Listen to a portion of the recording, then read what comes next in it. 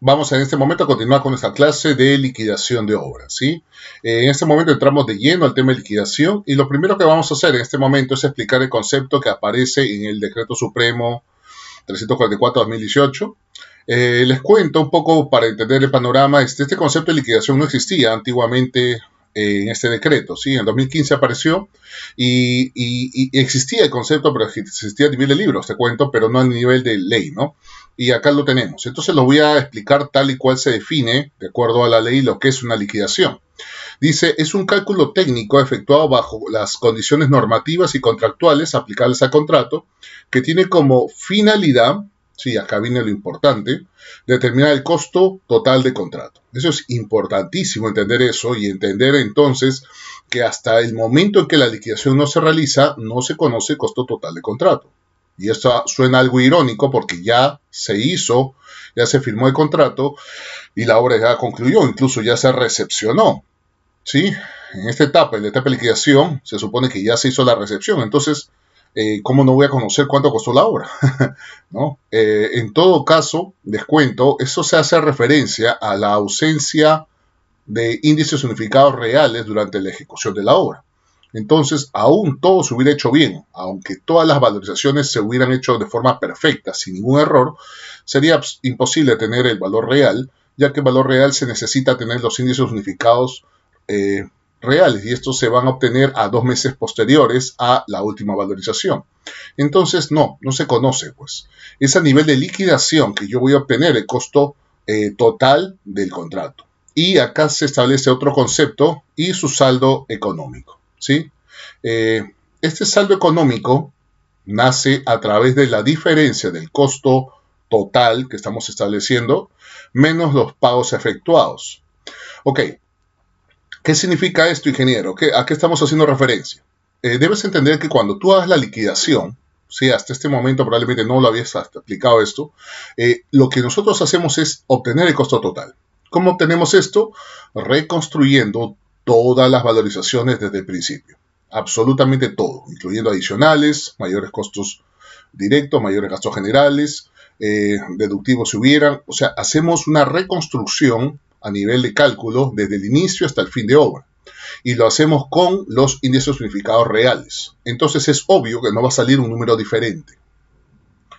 El pago efectuado son las valorizaciones. Acá yo puedo incluir todas las valorizaciones pagadas. Obviamente, todo ese criterio interviene en este punto y versus el costo nuevo, ¿sí? El costo real en este caso. Bueno, acá se le llama costo total de contrato, ¿sí? Entonces, esto es obvio que me da una diferencia. Esto, ojo, por favor, no va a ser cero. Ese saldo no va a ser cero, ¿sí? Hay demasiadas variables. O sea, alguien me puede decir, podría pasar. En realidad hay demasiadas variables y hay variaciones perceptibles. Basta una pequeña variación para que nosotros ya notemos que exista un pequeño saldo, ¿sí? Entonces, no enfocarnos en eso, sino es obvio que es necesaria la liquidación. De no poseerse, entonces se puede interpretar entonces que uno debe al otro. Y acá viene la importancia de entender lo que es el saldo. Un paréntesis. Ingeniero, ¿el saldo es positivo? Bueno, no necesariamente, puede ser positivo o negativo. Si el saldo es positivo, se interpretará, por ejemplo, que en este caso es un monto a favor del contratista, o si es negativo, es un monto en contra. De una u otra manera, lo explico así, cuando se define el saldo de la liquidación, una de las partes, o sea, contratista o entidad, una de las partes le debe pagar al otro el saldo pertinente. Y una vez que se efectúe ese pago de saldo, en ese momento recién podemos decir que el contrato se ha cumplido, ¿sí? Si analizamos un poco lo que vimos hace un momento en recepción de obra, yo les establecí que en recepción de obra lo que nosotros hemos hecho es la entrega de todo el compromiso según expediente, toda la ejecución, a lo que es la entidad, ¿sí? Ya, eso se puede interpretar como la fase técnica. O sea, la fase técnica concluida involucra cuando el contratista cumplió con su comprometido, con su compromiso, ¿sí? El contratista cumplió con su compromiso, entrega la obra, ¿sí? Liquidación técnica completa. En este caso, lo que yo estoy haciendo a través de mi liquidación que les estoy mostrando, se llama liquidación final por si acaso, se llamaría más una liquidación financiera, por el criterio y el análisis que estamos haciendo, ¿sí? Muy bien, seguimos por favor. En este momento sí es más que necesario hablar de la garantía de fe y cumplimiento. Tiene una implicación importantísima a nivel de liquidación y es necesario entender qué ha pasado. La garantía de fe y cumplimiento, como estoy estableciendo, aparece en el artículo 149 y acá yo voy a colocar lo que es, ¿no? Dice, es un requisito indispensable para perfeccionar el contrato, ¿no? El postor ganador debe entregar a la entidad una garantía de fe y cumplimiento que equivale a un 10% del monto del contrato original. Ok, esto puede ser un poco confuso, pero lo voy a explicar así. Cuando se firma el contrato, en esta parte, el contratista, lógicamente su compromiso es la ejecución, y uno está pensando, pues el contratista debe ejecutar para empezar a valorizar, ¿no? Tengo que solicitar los adelantos para tener liquidez, ¿sí? Conceptos que ya sabemos. Sí, pero antes de todo eso, al nivel de contrato, el contratista tiene que entregar una garantía a la entidad. En otras palabras, no es inverso. Es el contratista quien le debe dar un monto equivalente al 10% de todo lo que equivale al contrato. ¿Te imaginas? Si el contrato es de 10 millones, la garantía de fe y cumplimiento es 1 millón. No, por favor, no interpretes, me digas, sí, ingeniero, eso se arregla con la carta fianza. La carta fianza es una solución, pero la garantía, debes entender, es el monto del 10% del monto de contrato. En otras palabras, si yo tuviera, asumamos, un capital sólido y fuerte y ese millón lo tengo ahí, entonces yo le digo a la entidad, toma la garantía de cumplimiento. O sea, es viable hacer algo así. ¿Está bien? Lo que hacemos normalmente y el mecanismo de trabajo es que un contratista, pues, si tuviera $1 millón en su capital de trabajo o para disponer con esa facilidad, entonces no solicitaría el adelanto, ¿cierto? Es un poco absurdo. Lógicamente no va a funcionar así. La forma en que esto trabaja es apoyándonos, te cuento, el contratista apoyándose a un tercero. Y ese tercero no es otro que el banco, ¿sí? El banco interviene y lo que hace el banco es un negocio, pero lo que hace el banco es decirle al contratista, perfecto, tú necesitas a alguien que te avale por ese monto, ya, yo te voy a dar una carta fianza. La carta fianza, te cuento, tiene simbólicamente, equivale exactamente al mismo monto. En otras palabras, es un documento que podría ser ejercido y podría ser cambiado por ese monto. Básicamente el banco pagaría ese monto.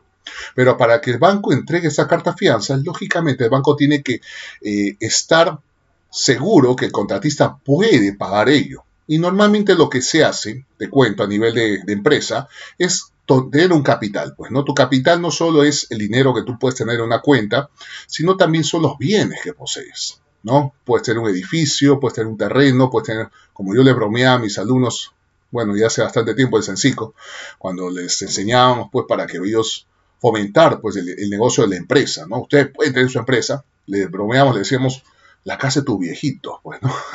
Tú puedes tener realmente bienes que tú puedes acreditar que son parte de la empresa, los cuales en este momento para el banco, obviamente hay ciertos documentos previos tipo hipoteca en la que el banco se hace con, entre comillas, con los derechos de poder usar esos bienes o hipotecarlos, qué sé yo, pero el banco justifica entonces que realmente tienes la capacidad de solventar esa carta fianza y te lo entrega, ¿sí? Obviamente el banco va a cobrar una comisión, hay un interés ahí, ¿sí?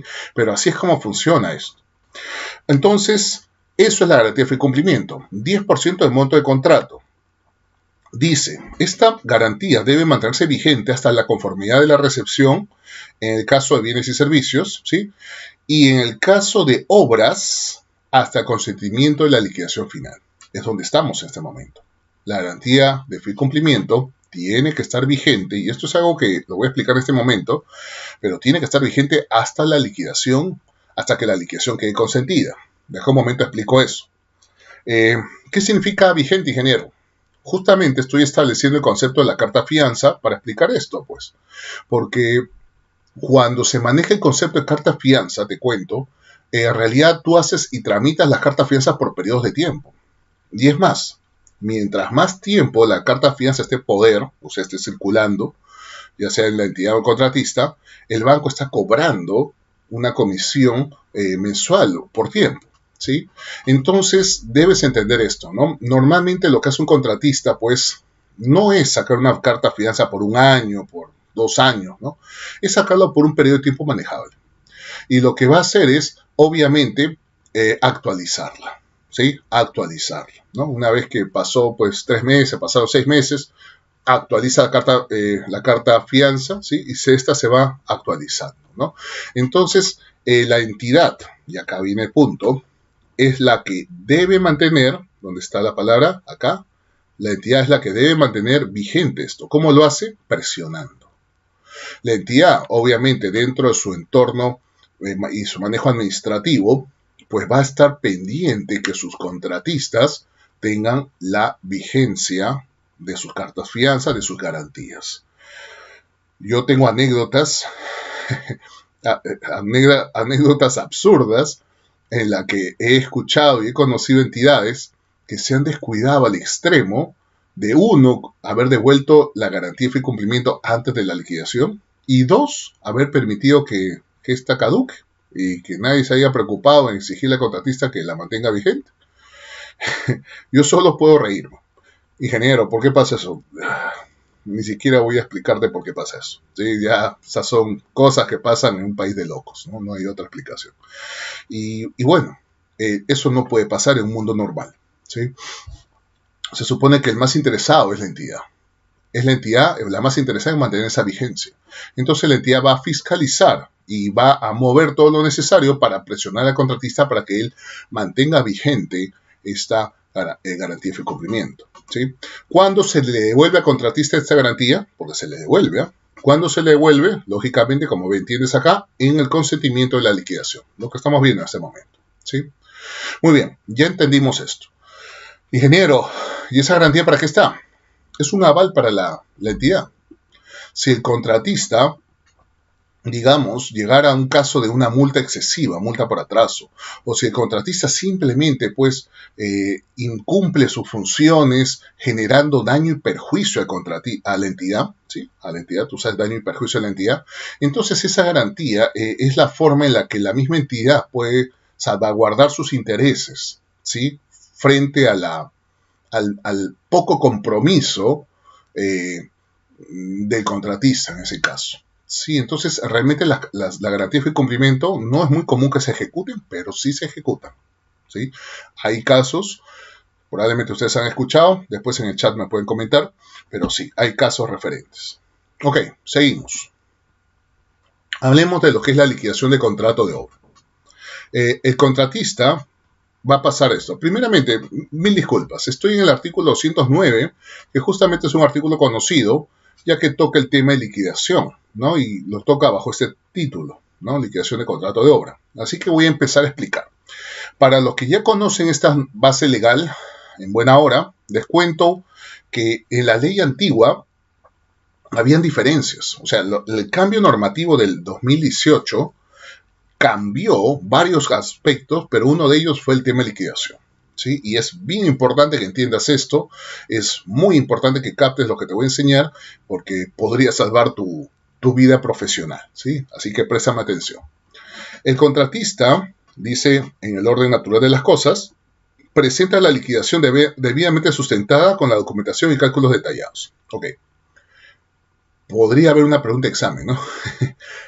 ¿Quién hace la liquidación? El contratista. Está más que claro, ¿eh? Artículo 209, inciso 1. Es el contratista el que hace la liquidación, no la entidad. Bien claramente lo menciona en primer lugar el contratista, ¿sí? Ahora, esto lo va a hacer, dice, dentro de un plazo de 60 días o un equivalente a 1/10 del plazo vigente. Perfecto, eso siempre se ha sabido, eso es un plazo básico. Y nota, por favor, no seamos tan... no se nos pase este punto, acá tenemos que ser analíticos filosóficos. Nota que dice 60, ¿sí? No sé, alguien podrá pensar, pero 60 días para hacer una liquidación, ¿no? Esto contado obviamente desde después de la recepción, ¿eh? O 1/10 del plazo vigente, ¿no? Que resulte mayor. O sea, esto es un plazo mayor o igual a 60 días, contado después de la recepción, ¿sí? Ingeniero, pero con 60 días creo que sí la hago la liquidación. ¿No les parece excesivo? ¿No les parece demasiado tiempo? No, seguramente están pensando en proyectos grandes. Bueno, ya, pero ¿y si fuera un proyecto pequeño, entonces no deberíamos tener tal vez 15 días? Suficiente. Te cuento algo. En obras por administración directa no tienes tanto plazo. Ay, que el reglamento de la ley de contrataciones es más consciente. No, por favor, no es eso. Lo que está pasando acá es que están pensando en los índices unificados. Están evaluando que tengas un caso en el que tu obra concluye, la recepción es casi inmediata, porque a veces eso puede tomar hasta un mes la recepción, ¿eh? Pero puede ser casi inmediato, un transcurso de unas 2 semanas a una semana, y de ahí liquidación. Entonces, en ese lapso de tiempo, nosotros necesitamos garantizar que el liquidador cuente con los índices unificados de la última aval y que los tenga para el momento en que se hace la liquidación, ¿me entiendes? Entonces, esa es la lógica como gira esto. No es casualidad esos 60 días, están pensados en ello. Entonces, eso es la razón de ser, ¿sí? Ok, perfecto. Entonces, el contratista presentará la liquidación y fíjate que le han detallado con sus cálculos detallados. En otras palabras, señor contratista, cuando usted presenta la liquidación, si bien es cierto, hay unos documentos que voy a explicar que se deben añadir, pero no interprete que es solo la carátula donde sale el monto de liquidación. Un contratista presenta un informe, así como yo les he enseñado a ustedes en todos los talleres, en donde existen diferentes cálculos que van a aparecer en hojas. ¿Sí? La liquidación se va a presentar física, por si acaso, ¿no? Se puede presentar de forma virtual, en algunos casos te van a exigir eso, pero la liquidación que vale es el documento físico. Entonces eso va a ir bien detalladito, bien explicadito, con carátulas, con secciones, separando tus adicionales de tu valorización de contrato, bien detallado. Por favor, eso es lo que se interpreta. ¿Para qué? Para que sea fácilmente entendida por la entidad, ¿sí? Para que la entidad no se demore en interpretarla. Muy bien. Perfecto. Siguiente criterio. Mira acá, por favor, que acá vienen las diferencias. ¿Ah? Dentro de los 60 días, o el equivalente a un décimo de plazo, o sea, el mismo plazo del contratista, ¿sí? Contado desde la recepción, ¿sí? Mira acá, el supervisor o inspector, ojo, supervisor o inspector, el que corresponde a esa función, ¿sí? Presenta a la entidad sus propios cálculos. Acá viene la diferencia. Dentro de los 60 días o mayor o igual, dentro del plazo, vamos a decirle, sí, el plazo de liquidación. Dentro del plazo de liquidación, mientras el contratista está haciendo su liquidación, en ese plazo idéntico, ahora tú tienes al supervisor trabajando su propia liquidación del supervisor, ¿sí? Y la presenta obviamente a la entidad, ¿sí? ¿Eso qué me hace entender? Bueno, me hace entender que el supervisor sigue con trabajo después que de la recepción de obra. Primer punto, ¿no? Ingeniero, ¿el residente seguirá sin trabajo, seguirá con trabajo después de la recepción? ¿Y con qué gastos generales le paga su sueldo? Porque por último, el supervisor cumple una función para la entidad. Y al residente, pues obviamente se le está pagando de acuerdo a los gastos generales del proyecto, ¿cierto? No creo que el residente siga activo después de la recepción. Puede pasar, no me malinterpretes, esas son cosas de ciertas contratistas, pero no es lo usual. ¿Sí? Pero acá yo veo que el supervisor sí se mantiene activo y es el responsable de la presentación de esta liquidación. Hay casos, te cuento, y esto está pasando desde que esta ley está vigente, en que el contrato supervisor, y eso es importante, amigos, si tú eres supervisor, amiga, si tú eres supervisora, entiende, por favor, tu contrato debe detallar esto. Tú debes interpretar lo que vas a hacer. Tú vas a presentar obviamente una oferta también, pero tú vas a ejecutar lo que es tu presencia física durante la ejecución hasta recepción. Posterior a recepción, esto lo puedes trabajar en tu casa. O sea, tranquilamente tú puedes ya tener una disponibilidad como para estar en nuestro proyecto, pero con la responsabilidad de presentar la liquidación, ¿sí? Entonces, a nivel de contrato de supervisor, esto debe estar detallado. Sí, debe estar detallado. Y hay varios criterios que yo en otros cursos, discúlpeme porque me abro demasiado, pero toco el tema, ¿no? Porque realmente dentro del manejo de lo que es consultoría se debe saber, ¿no? Y acá está uno de los clips. ¿Por qué enfatizo esto? Porque antes no era así. Antes no se manejaba así. Ok, entonces dice, el inspector o el supervisor enviará lo que es sus propios cálculos de la liquidación, excluyendo aquellos que están sometidos a una controversia, interpretando que pueden haber problemas aún no resueltos. Entonces, ¿por qué no le establece que él prepare esos cálculos? porque probablemente la controversia es contra él, pues. Date cuenta que él es el supervisor.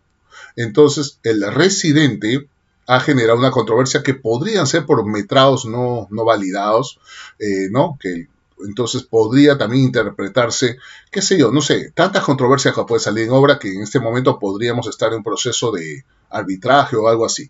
Entonces, en ese momento, el supervisor lo que hará es presentar sus cálculos y colocará notas, ¿no? Que no se está incluyendo el criterio de tal, no se está incluyendo este criterio y tal metrado faltaría incluir, pero se debe solucionar el procedimiento respectivo de solución de controversias, bla, bla, ¿no? Establecería eso, ¿no? O sea, básicamente presentas un informe de aviso, ¿sí? Ok, se entiende el panorama, ¿sí? Muy bien. Acá viene el caso. En caso el contratista no presente la liquidación, antiguamente, ¿qué pasa acá, ingeniero? La ley siempre prevé al contratista flojonazo, pues, ¿no? El contratista es un chiste. Yo he tratado con tantos contratistas, te aseguro que no les falta respeto, pero te lo describo, ¿no? Le dices al contratista, hay que hacer la liquidación, el contratista pregunta, ¿y cuánto me van a pagar por eso? O sea, en la mente es otra valorización más. No, sí, ya acabaron las valorizaciones, es la liquidación. Ya la hago. No le interesa, ¿no?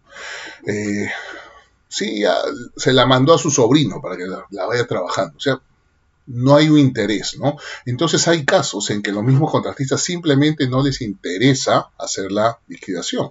Ahora, si eso pasaba antiguamente, te cuento, antiguamente era así. En el plazo inicial de 60 días a más, el contratista debía efectuarla.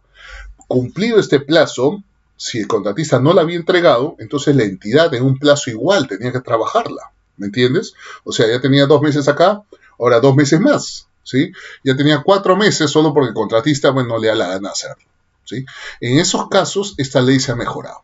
Y ahora dice, en caso que el contratista no presente la liquidación, dice a la entidad, no presente la liquidación, la entidad ordena al supervisor la elaboración de la liquidación, obviamente, en el plazo previsto en el numeral 209, inciso 1, el que vimos hace un momento, ¿sí? Lo retrocedo. En este plazo. El mismo plazo de contratista, ¿sí?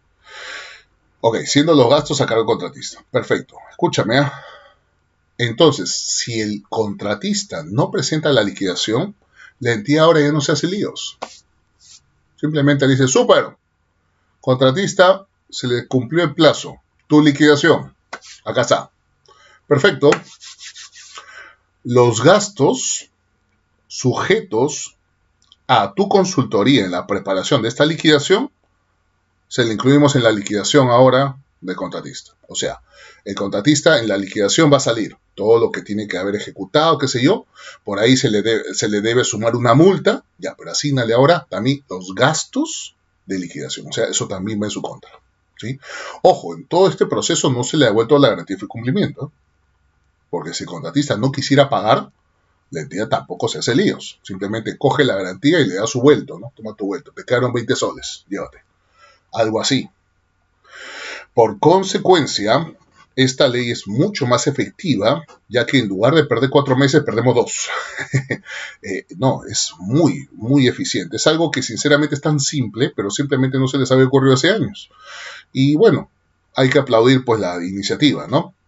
La entidad notifica la liquidación al contratista para que éste se pronuncie dentro de los 15 días. Y acá viene un proceso que se vuelve un poco tedioso, pero es el hecho en que el otro tiene la potestad siempre de poder pronunciarse, sea contratista o entidad, sea uno u otro, siempre tiene la potestad para pronunciarse y se le dan 15 días desde recibir la notificación, ¿sí? Entonces, lo voy a explicar mejor con un cuadro, ¿sí?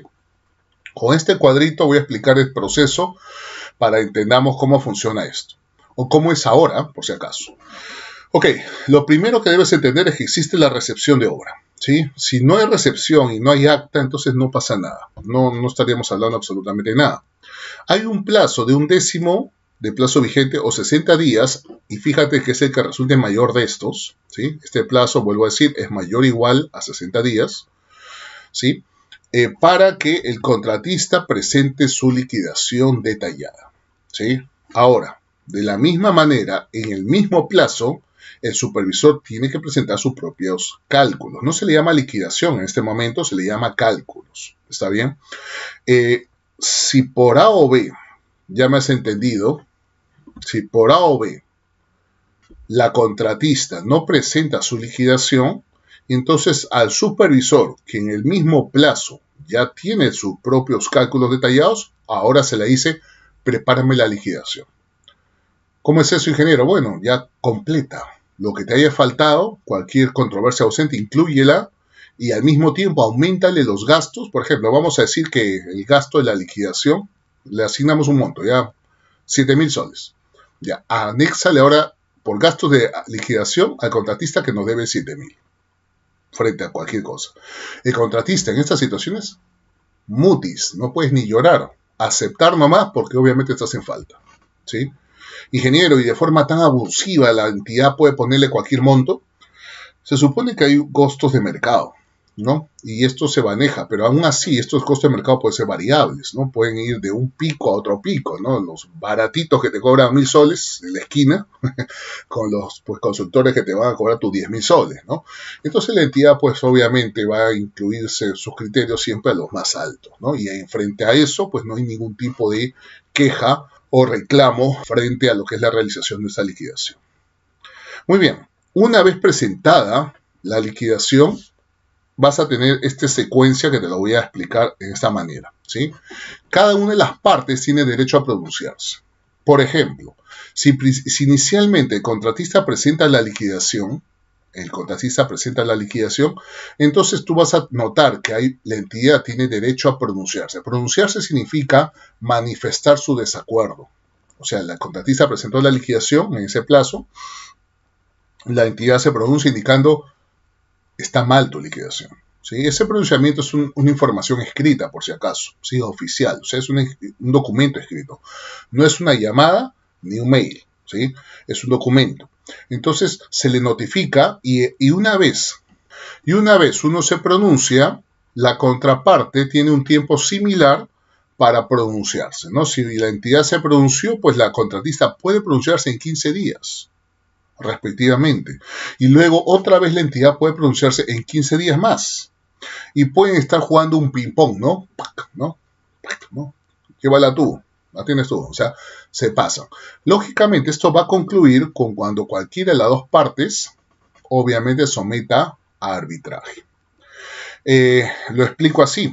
En el caso en que el contratista presenta la liquidación, la entidad obviamente se puede pronunciar a 15 días y lógicamente si el contratista en esos 15 días calla, entonces significa que el criterio de la entidad solicitado es el correcto y la entidad tiene el favor. Pero si el contratista en esos 15 días se pronuncia, entonces ahora nuevamente la entidad tiene que evaluar, pronunciarse otra vez. Si no se pronuncia y se queda callado en ese plazo de 15 días, le está dando la razón al contratista, ¿sí? Entonces, la entidad tiene la opción de pronunciarse otra vez o simplemente ya solicita que entre arbitraje. ¿Está bien?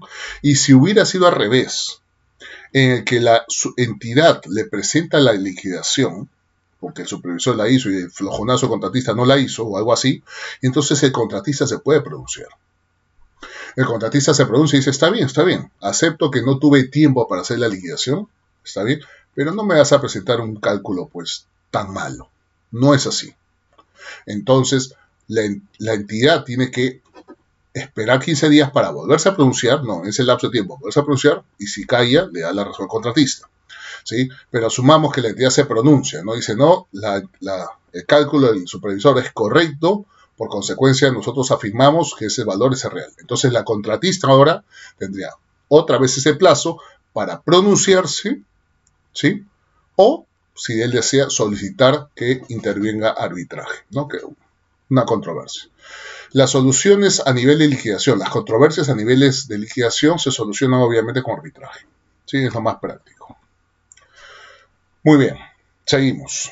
Entonces, manteniendo el criterio, yo tengo acá, dentro del mismo artículo en cuestión, el inciso 4, dice, la liquidación queda consentida o aprobada, según corresponda, cuando practicada por una de las partes no es observada por la otra dentro del plazo establecido, como ya lo expliqué. Son dos cosas acá, el plazo de los 15 días respectivamente y al mismo tiempo la otra parte tiene que manifestarse por escrito, ¿sí? Eso es algo. Cuando una de las partes observe la liquidación presentada por la otra, esta se pronuncia dentro de 15 días. Dice 15 días de haber recibido la observación. De no hacerlo, obviamente se puede interpretar acá un silencio administrativo y se considera aprobada o consentida la liquidación, obviamente dando la razón al que se produjo la última vez. ¿Sí? Ese es el criterio. Ok, muy bien, seguimos. Te lo resumo acá. La liquidación queda consentida o aprobada cuando una de las partes no observa la liquidación presentada por la otra dentro del plazo establecido, ¿no? Otro criterio es cuando aún existiendo observaciones, estas no se dan por escrito y se dan fuera de plazo. No te quiero aburrir, pero yo tengo una anécdota que me la recuerdo, no me pasó a mí, pero trabajaba en una empresa de renombre y en aquella ocasión, pues, la persona pertinente al área de liquidación de la empresa, de la contratista, no sé por qué razón tuvo la delicadeza de llamar a la entidad telefónica, ¿no? Llamada telefónica cuando la entidad se había pronunciado. Y le dijo, oye, te estás produciendo en la liquidación y la he hecho yo, le dijo, ¿no? Habló del técnico, del especialista, del otro especialista. Y le dijo, para ver, ¿tu error cuál es, cuñado? Porque yo estoy bien. Y empezaron a ver los números y resulta que la contratista tenía razón. Y la entidad, en trapa del especialista de entidad, le dijo, sí, pues tienes razón, discúlpame. Pero ¿sabes qué pasó? Nunca se hizo por escrito. Solo fue una llamada. Ingenuamente, las contratistas asumió, pues no sé, o sea, realmente fue un lapsus tremendo. Pasaron los 15 días y obviamente la liquidación quedó consentida a favor de la entidad. Y ahí quedó, ¿eh? Con el cálculo mal hecho, pero quedó. Así es como funciona esto, ¿no? Tiene que haber un pronunciamiento por escrito. Y tercera situación, cuando una de las partes somete a la liquidación, conciliación y o arbitraje. O sea, cuando no se puede enfrentar, pues obviamente tenemos acá conciliación y o arbitraje, que ya viene a ser la solución definitiva, ¿no? ¿Qué es eso? Para los que no entendemos aún el tema, es cuando tú permites que entre un tercero a tomar la decisión, ¿sí? El árbitro, ¿no? Interviene, analiza la situación y el árbitro va a generar su dictamen, ¿no? Su laudo.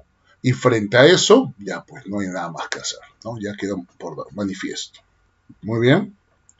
Hablemos de los efectos de la liquidación, ¿sí? Estoy dentro de lo que es el artículo 210 y acá se establece que luego de consentida la liquidación y efectuado el pago que corresponda, se refiere al saldo, culmina definitivamente el contrato y se cierra el expediente.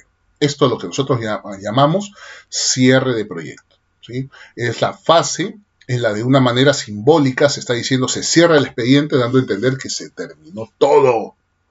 Finalmente la función de contrato dio su última fase. Mira, te cuento una cosa. Hay personas que ingenuamente asumen que la recepción de obra es la parte final.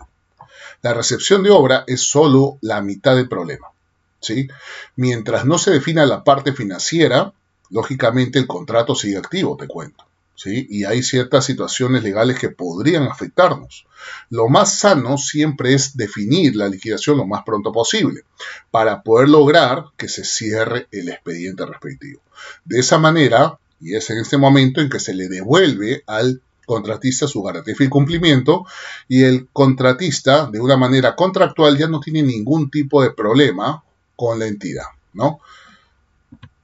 La discrepancia es en relación, y acá viene el tema pendiente, ¿no? Frente a vicios ocultos, serán sometidos a conciliación y arbitraje. ¿Cómo es esto, ingeniero? Analízalo, pues. Quedó consentida la liquidación, se pagó el saldo respectivo, se terminó el contrato, se cierra el expediente del caso, pero ¿qué ocurre si aparece un vicio oculto? Posterior, ¿sí? ¿Qué pasa si aparecen vicios ocultos posterior a este hecho? Bueno, si algo así ocurre, entonces estos casos se pueden resolver a través de conciliación y o arbitraje, ¿sí? Conciliación es la forma más sana, con un juez de paz, en donde las dos partes se escuchan, como los matrimonios, ¿eh? Igual.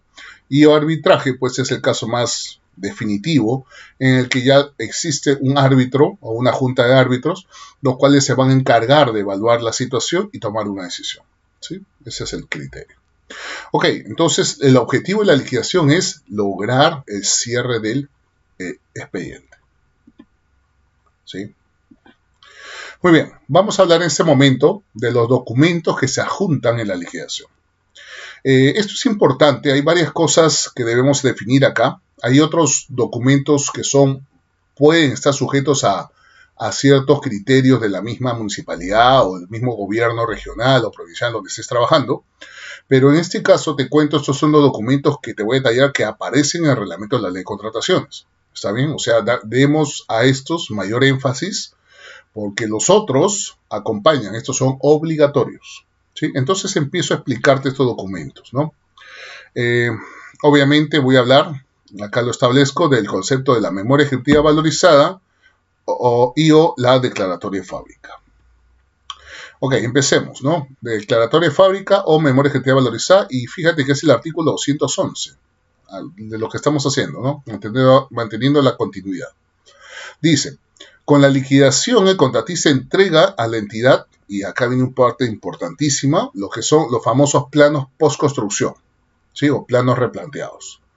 Y se agrega, ¿no? O sea, es planos replanteados y la minuta declaratoria de fábrica o la memoria ejecutiva valorizada. No son los dos, es uno u otro, te cuento, ¿sí? Ok, aclaremos. ¿Cuáles son los documentos que hay que anexar a la liquidación? Ok, planos replanteados y, si es el caso, la memoria ejecutiva valorizada. O si es el caso, la minuta de declaratoria de fábrica, como corresponda. ¿Está bien? Eso sería entonces la responsabilidad, en este caso del contratista, para lo que le compete parte de la liquidación respectiva. La entrega de dichos documentos constituye, además de una condición para el pago del monto de la liquidación a favor del contratista, una obligación contractual a su cargo. Te voy a contar un poco de este segmento de ley que está acá, que me cae mal, te aviso. Esto que ves acá, mira, lo estoy señalando, está en el artículo en cuestión y por años ha estado, por años. O sea, han habido modificatorias de ley antiguas y esto siempre se ha incluido, pero está mal. O sea, en sí lo que dice el texto es correcto en parte porque es una obligación contractual a su cargo del contratista, sí, pero no, el criterio de lo que establece está mal. Mira, léelo conmigo, ¿ah? Dice, dicho documento, se refiere a estos documentos que debe preparar, constituye, dice, una condición para el pago del monto de liquidación. Monto de liquidación a favor. Ya, acá hay dos cosas. Primero, ¿quién le ha dicho que el monto va a ser positivo? He mencionado que el saldo va a ser positivo o negativo.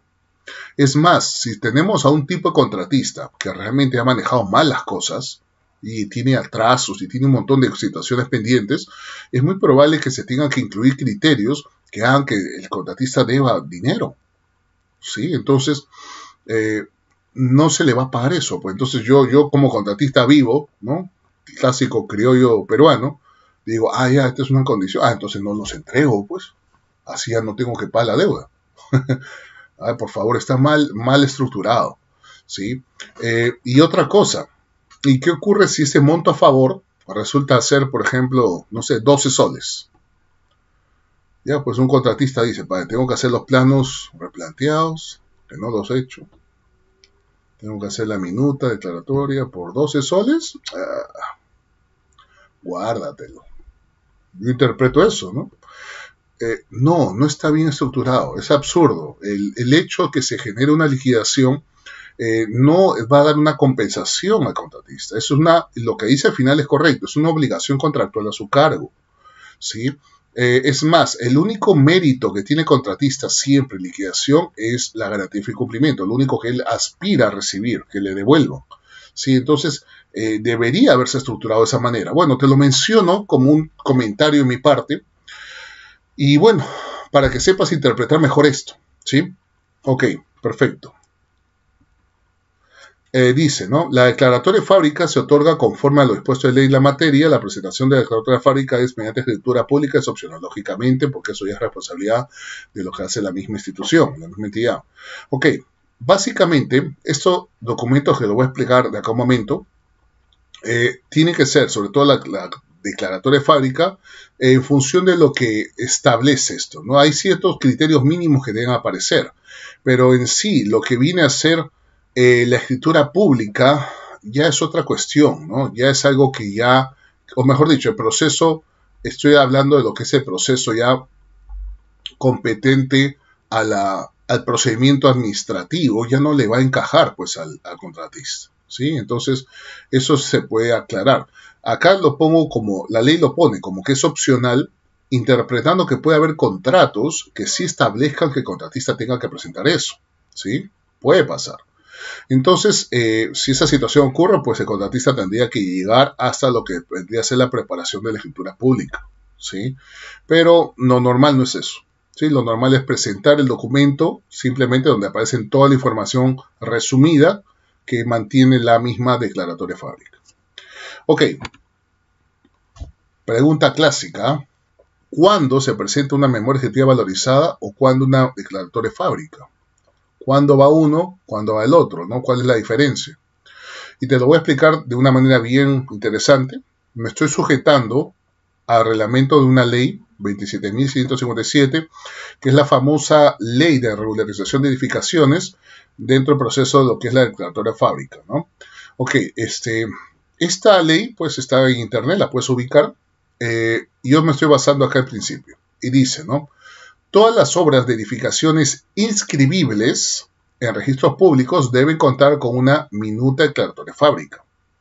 Ok, además de su respectiva memoria ejecutiva valorizada. Ya, perfecto, ¿sí? Y dice, en las obras lineales no inscribibles, como pistas, veredas, alcantarillas, etc., solo se necesita su memoria ejecutiva valorizada. Ok, voy a aclarar esto, ¿sí? ¿Qué es esto, ingeniero? Te lo está explicando así. Dice que hay una diferencia entre lo que es una obra inscribible y no inscribible. Una obra inscribible básicamente es lo que nosotros interpretamos como una edificación, ¿sí? En el que lógicamente, por ejemplo, un colegio, por ejemplo, un hospital, qué sé yo, y tiene esa finalidad. Pero, por ejemplo, lo que puede ser una habilitación urbana, lo que puede ser la pista, las veredas, los procesos de alcantarillado, eso no, pues, ¿sí? Entonces la diferencia entre uno y otro gira justamente en lo que es la declaratoria de fábrica para uno y la memoria ejecutiva valorizada para el otro, pues, ¿no? Ahora, te cuento una cosa, no vayamos a tenerle miedo a estos documentos, por favor, la información que ingresa es bien básica. Incluso, no sé si te ha pasado, ¿no? Pero a mí alguna vez, memoria ejecutiva valorizada. ¡Wow! Una memoria descriptiva tengo que hacer. Da miedo, ¿no? Pero no, en realidad es un resumen. No lo vayas a interpretar como la memoria descriptiva que ya manejas de expediente, ¿sí? Ni siquiera la memoria ejecutiva de arquitectura. En realidad, la información que va a ingresar acá es bien básica y te la voy a mencionar acá. Ojo, por favor, estas partes de memoria ejecutiva valorizada también se van a sujetar, y hago este paréntesis en este momento, a el tipo de entidad en la que tú estés, ¿sí? ¿Por qué establezco esto? Porque las entidades son facultativas como para poder incluir o modificar, no modificar, perdón, porque esto no está esclarecido en la ley, pero sí establecer otros documentos y otro tipo de información, así como formatos para la presentación de estos documentos, ¿está bien? En este caso, yo te menciono, la memoria ejecutiva valorizada en general debe tener esto, ¿no? Debe tener sus generalidades, el plano de ubicación, con la descripción de ubicación, tú sabes, haciendo la referencia si estamos en zona urbana o rural, los objetivos, pero estos no son objetivos de expediente, porque los objetivos de expediente ya se cumplieron. Meta ejecutada, lógicamente se debe interpretar acá que ya se cumplió la meta ejecutada, que ha sido la ejecución de esto. Descripción de las horas ejecutadas como un pequeño resumen, ¿no? De todo lo que compone. Obviamente te vas a basar a tus mismos documentos en cuestión, a tu misma expediente técnico para detallar esto. El monto total de inversión, lo sacas de la liquidación. El plazo de ejecución, incluyendo las ampliaciones o atrasos. El financiamiento, beneficiarios, etc., ¿no? Si hubiera algo más, se te incluirá, pero eso es lo general, ¿sí? Ok, no debería superar, pues déjame asumir, adivinar, ¿no? No debería superarte unas 10 páginas, ¿no? Es algo muy, muy compacto, sinceramente muy básico. Ahora, la declaratoria de fábrica, vuelvo también a hacerle énfasis acá, que varía en función de qué municipalidad estés, ¿sí? No vayamos a asumir que esto es general, por favor, este curso yo lo estoy lanzando y hay diferentes personas, diferentes partes de Perú en este momento, entonces esto cambia en función de tu mismo entorno. Pero vale la pena y simplificar que la gran mayoría de las declaratorias de fábrica te van a pedir o incluir lo que va a ser una licencia de edificación, tiene que tener fecha de término, dirección de la obra, tiene que tener los datos de lo que es la entidad propietaria, tiene que tener los datos del profesional responsable, la persona que participó como residente, tiene que tener una pequeña memoria ejecutiva de edificación, ¿no? En donde se detalla, por ejemplo, cuánto de áreas, especificaciones, valor de obra, qué sé yo, ¿sí? Lógicamente, una declaratoria de fábrica reúne información más detallada de la edificación en sí misma. Muy bien, básicamente esos son los documentos que nosotros vamos a incluir. En este momento te voy a explicar los alcances sobre el procedimiento para liquidar una obra, ¿sí? Te voy a establecer así los pasos para realizar la liquidación, paso a paso. Ok, acá tenemos entonces las condiciones indispensables para hacer una liquidación. Primeramente, lo voy a establecer a través de 4 pasos, así que sígueme por favor. El primero, debes entender que el liquidador tiene que ser una persona que sea competente en el conocimiento de las normas aplicables a obras públicas. Una liquidación, así como les he enseñado, no es un cálculo matemático, que es lo que normalmente la gente se equivoca, sino es una interpretación normativa, ¿sí? Entonces, realmente reúne varios conocimientos, ¿no? Reúne los criterios de la ejecución de obra, reúne los criterios que se han establecido a nivel de los cálculos que hemos visto durante todo este curso, etcétera, ¿no? Entonces, debe interpretar esto, ¿sí?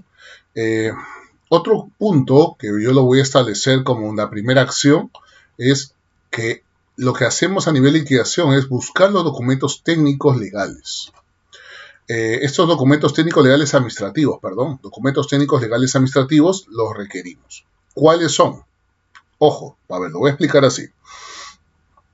Si bien es cierto, ya establecí que el que hace la liquidación es su supervisor de esta normativa en adelante, ¿sí? Pero por años siempre se ha sabido que las liquidaciones las hacían terceros. Y en varias partes aún todavía sigue ocurriendo. Yo he trabajado en ese rubro, por si acaso, y para mí resultaba ser en algún momento un buen cachuelo, ¿sí? Entonces te cuento, cuando se hace una liquidación, lo primero que tú haces es reunir información. Y yo le llamo a este punto 2 que te estoy colocando, yo lo llamo el trabajo de detective, ¿sí? Porque tú te vas a tener que ubicar, lógicamente, en la contratista o en la entidad respectivamente para solicitar esta información. ¿Qué información, ingeniero? Copia del contrato, las bases, el expediente técnico, la absolución de consultas a nivel de licitación. Yo he establecido en este curso ciertos momentos en los que esto se hace. Así como hay absolución de consultas que han quedado tipificadas, ¿sí? También hay los comentarios respectivos, ¿no? Los cambios. Las valorizaciones. Por favor, cuando yo hablo de valorizaciones, por favor, no estoy hablando del archivo virtual, ¿sí? El archivo virtual no me interesa. Es el documento impreso que ha sido presentado por el contratista, ha sido avalado por el supervisor y a través del cual se hizo el pago respectivo. O sea, llegó a la entidad, ¿no? Para que se transfiera el pago. Valorización. De la misma manera, las resoluciones de adicionales, importantísimo a nivel de adicional de obra. De la misma manera, las ampliaciones de plazo. De la misma manera, el cuaderno de obra. Sobre todo haciendo énfasis en aquellos asientos que son claves para la liquidación, ¿sí? Los índices unificados, yo pondría reales, pero tú sabes que la palabra real pues no encaja, ¿no? Tú entiendes, índices unificados y los cronogramas, sobre todo el que me importa es el cronograma de obra final, ¿sí? Ese es el que me importa, pero lógicamente tú necesitas otros más, ¿no? Necesitas anexar, ya te expliqué que es un informe. Ok. Como tercer punto, en esta etapa, viene lo que nosotros llamamos ya el criterio, la búsqueda de los documentos de carácter ya financiero. Yo voy a comparar, te cuento, los documentos físicos que tengo hace un momento en el punto 2 o sea, todos los documentos impresos, sígueme acá, esto dice lo debes solicitar en la entidad. ¿Sí? La entidad es la que cuenta con esto, ¿no? Tú necesitas todos los comprobantes de pago, facturas estoy hablando. ¿De qué? De adelantos, de valorizaciones, de adicionales, de intereses, etcétera, etcétera. Todo tipo de movimiento económico que ha quedado registrado a través de comprobantes, lo requerimos. ¿Está bien? Por favor, no te confundas. No sé si alguien podría preguntarme, ingeniero, ¿y los comprobantes de las compras de materiales? No, pues eso no tiene nada que ver, es obra por contrata, no interesa eso, porque el contratista es totalmente autónomo para poder haber comprado, él ya sabrá. Lo que a nosotros nos interesa es en sí el pago de la entidad respectiva y todo lo que se ha generado, ¿no? Entonces a eso me refiero como los comprobantes de pago de los adelantos de obra, de las valorizaciones, adicionales, intereses, etcétera, ¿sí? Mira, antes de pasar al punto 4, una pregunta de análisis para ti. ¿Qué pasa si el comprobante de la valorización, la factura de la valorización, no refleja el mismo monto que la valorización? O sea, ¿cómo puede pasar eso, ingeniero? Con los decimales. No sé si lo has visto. El comprobante, la valorización dice, no sé, un número que acaba con .49. Pero a nivel de comprobante, alguien lo redondeó, pues, .50. Y ahora, ¿cuál cogemos? Para liquidación, para mí, ¿cuál es la valorización que vale? ¿La de la factura o la del documento de valorización? Lógicamente, para criterio, yo tengo y voy a dar énfasis al pago respectivo, que es la factura comprobante, ¿sí? Si algo así estuviera pasando.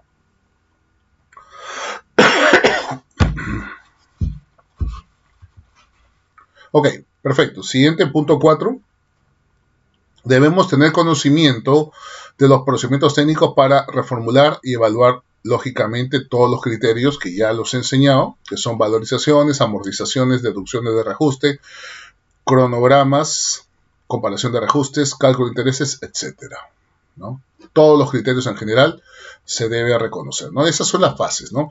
Te cuento, el trabajo a nivel de cálculo viene al final, ¿no? Viene cuando tú ya has reunido la información. Lo más tedioso para hacer una liquidación, y eso depende, es realmente el trabajo de detective. Esa es mi opinión.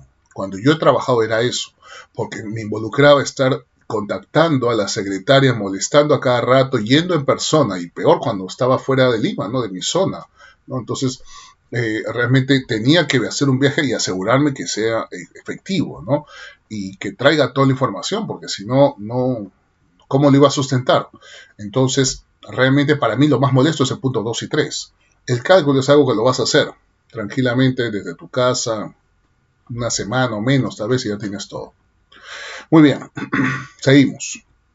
Hace algún momento te expliqué que había ciertos documentos normados, ¿sí? Recordarán, ¿no? Te hablé de lo que era la memoria objetiva valorizada, te hablé de la declaratoria de fábrica, de los planos post-construcción, ¿sí? Ok, esos eran documentos normados que debes incluirle a la liquidación.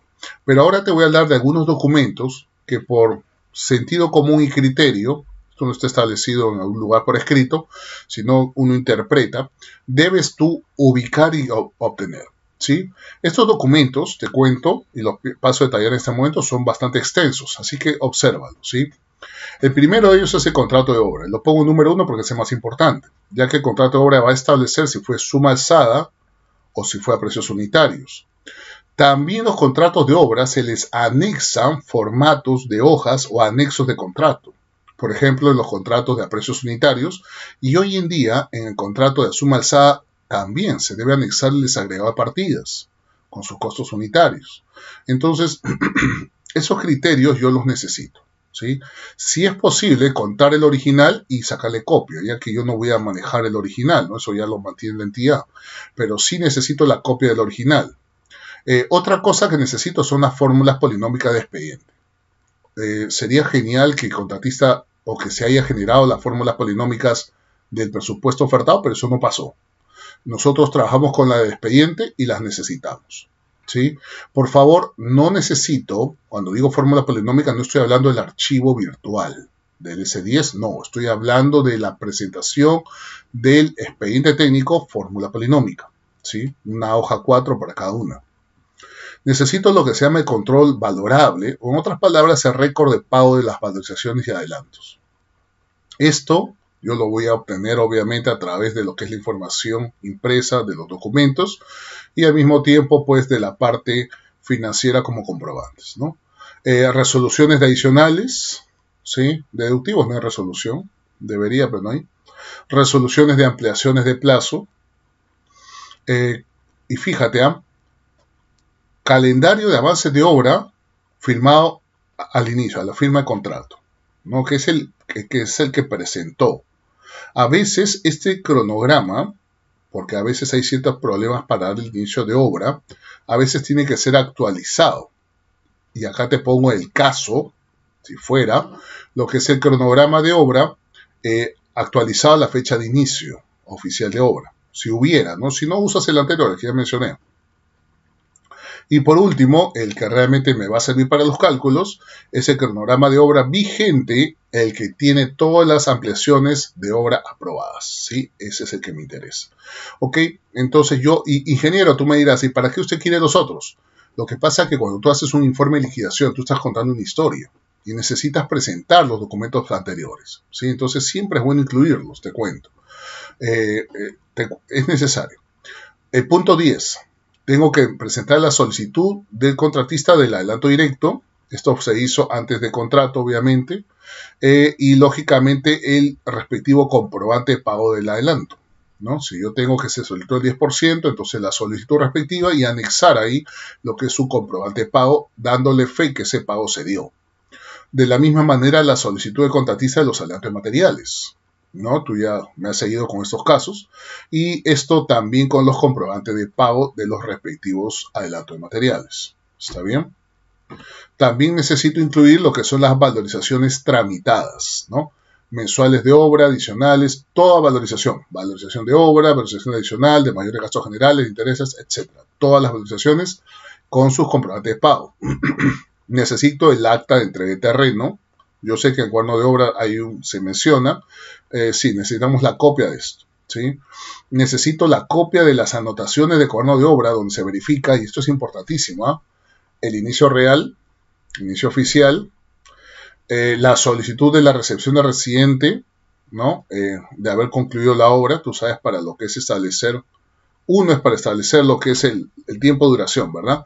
La recepción, ¿cómo se llama? La anotación de residente estableciendo que los trabajos están concluidos, la conformidad técnica del supervisor, dando valor a eso, y la anotación de residente donde se indica haber culminado el levantamiento de observaciones, también, ya que lógicamente eso me va a permitir establecer los plazos para mi criterio de plazo de duración, tanto de ejecución como de levantamiento de observaciones, para ver si es que realmente le debemos incluir el criterio de multa o no, ¿sí?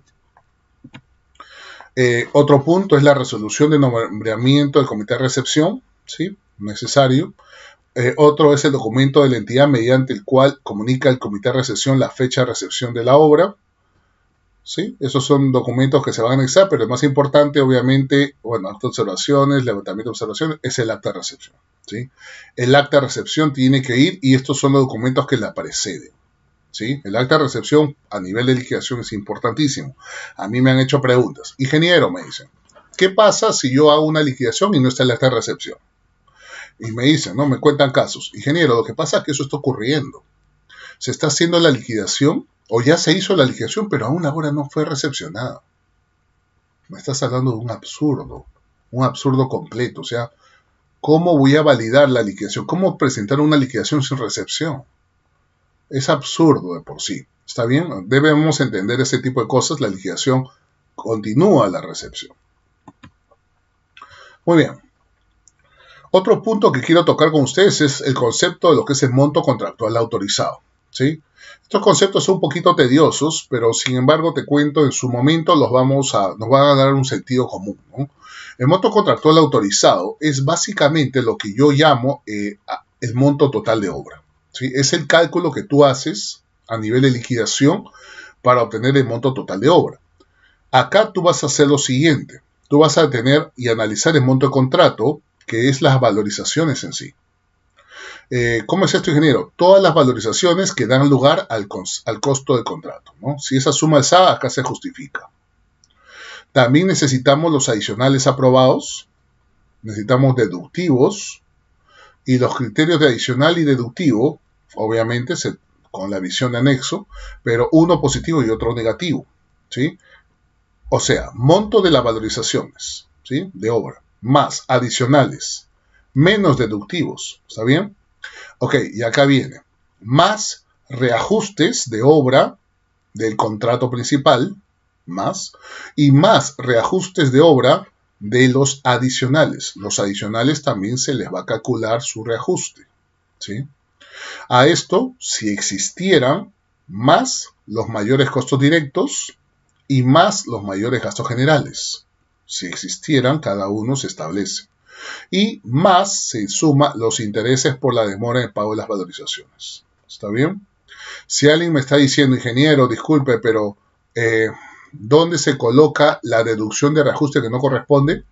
El reajuste. Cuando yo hablo de reajuste, estoy hablando de reajuste neto, que es el reajuste que tú has calculado, el autorizado que te enseñé, y a esto le tienes que quitar las dos deducciones, ¿cierto? Ya, eso es el reajuste, el que entra acá, ¿sí?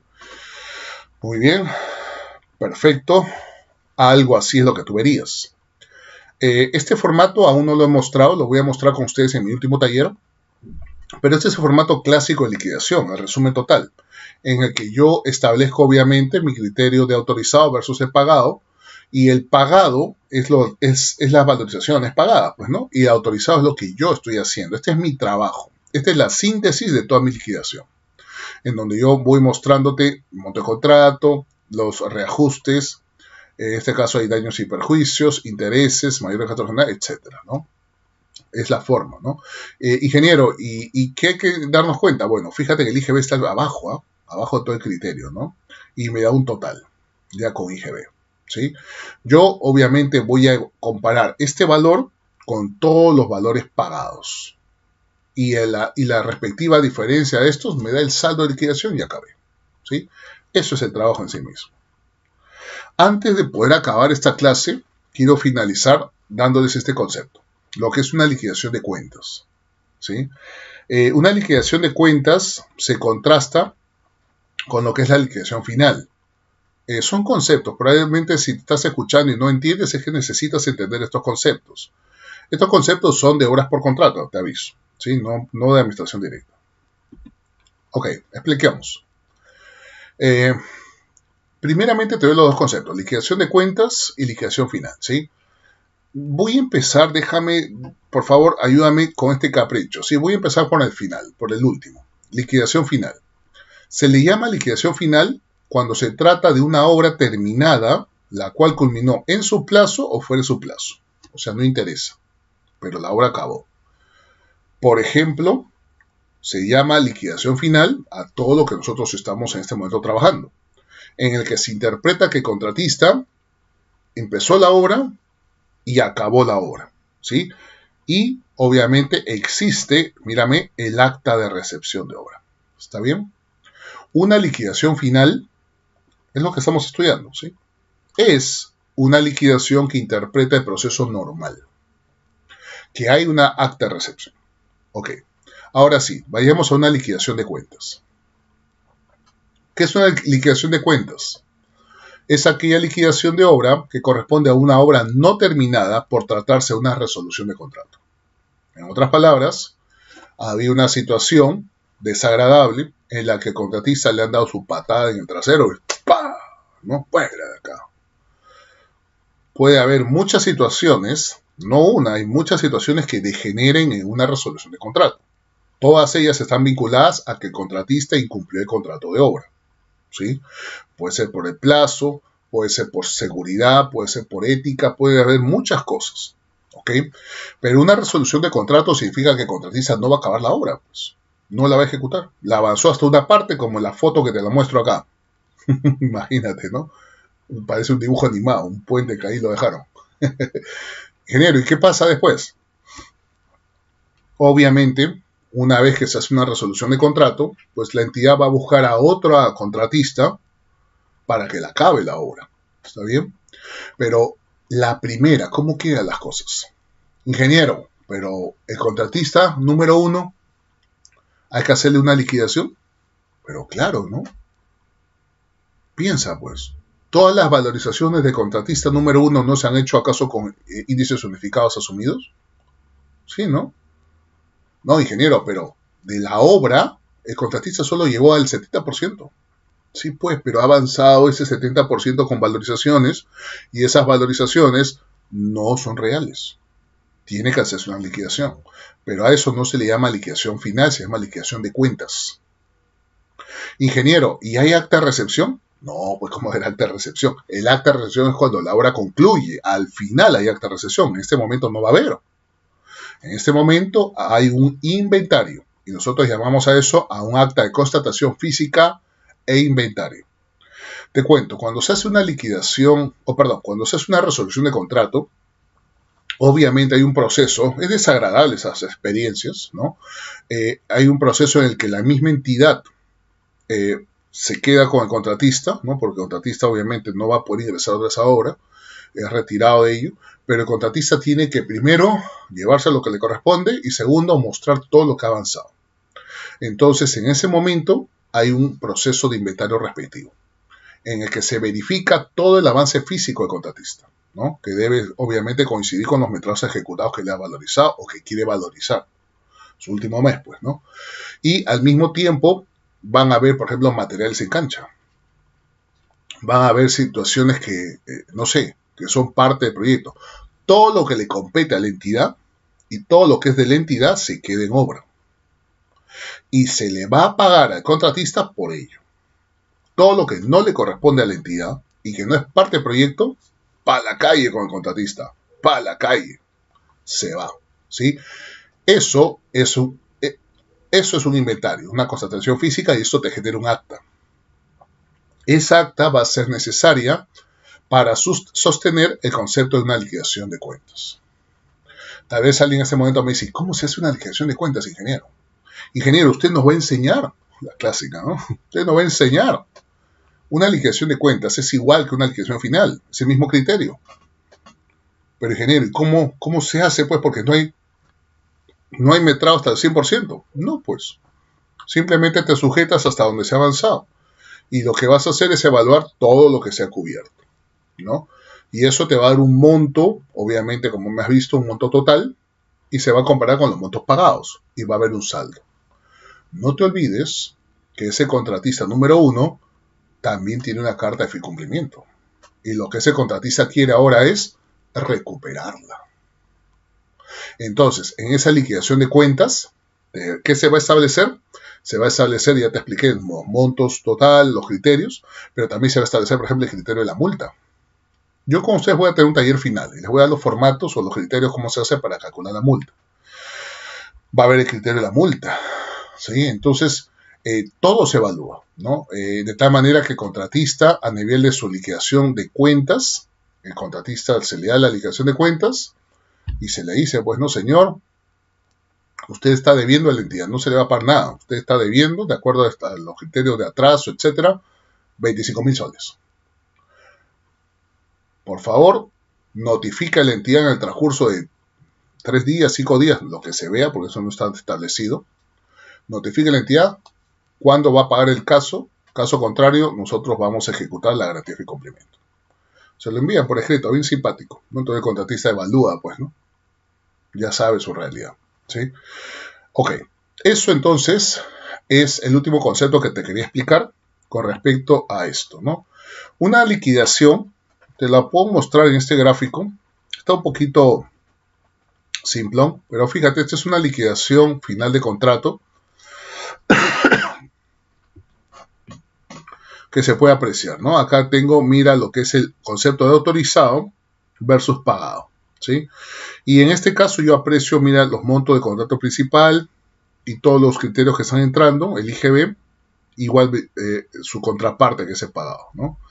Y lo que yo te puedo mostrar es que acá generó el saldo a favor. Es así, estos criterios y este archivo, bueno, un ejemplo más actual, pues, lo vamos a tratar nosotros en el taller final, ¿sí? Y acá está el saldo respectivo, ¿no? Y en este caso es saldo a favor. Siempre se establece eso, si es a favor o en contra. Ok. La siguiente cara, todo lo que involucra, todos los análisis, está la multa, otros criterios y un resumen, ¿sí? Y un definitivo, ¿no? En el que se establece obviamente cuánto es lo que hay que pagarle al contratista, etcétera, ¿sí? Muy bien, con ustedes quedo entonces a la espera de preguntas. Les doy las gracias por haberme escuchado en todas estas clases, ¿sí? Ya estaré respondiendo sus dudas. Gracias.